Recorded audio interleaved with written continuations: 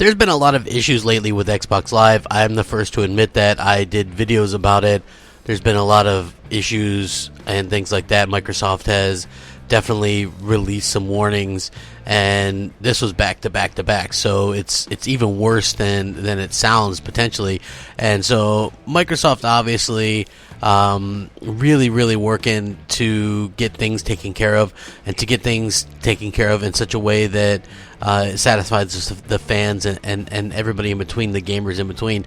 That's the important part, and I think Microsoft has done a really good job at this.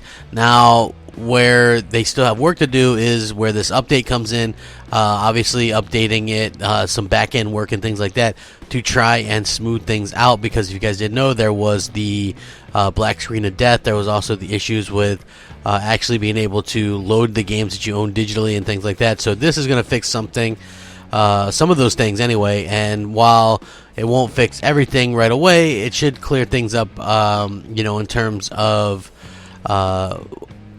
just being able to get online and play your games when you want, especially the games that you own. I admit I was a little bit ticked off when I wasn't able to load up my games, and I wasn't able to, the games that I bought. Like, that really doesn't make sense to me, right? Like, that's the one major problem that I have with the Xbox One digital games. Not just Xbox One, but digital games in general. Seems like, we have this situation where we don't actually, I know we never technically own our games, but I think we owned them far more than we do right now in the past, right? Like when we had a physical disc, and like I can put a game in my 360 right now without it being connected to online service, and it's going to work just fine. Whereas if I have an issue with a game that I want to play, when it does that to the Xbox One, I can't play it. Plus I game share, so basically it makes it so that I have absolutely no way to share anything. So this update is fixing up the back end and should actually fix a lot of the problems that we've been seeing lately, and it looks like that's exactly what Microsoft intended here. That's some exciting stuff. Might actually add something into the future realm as well.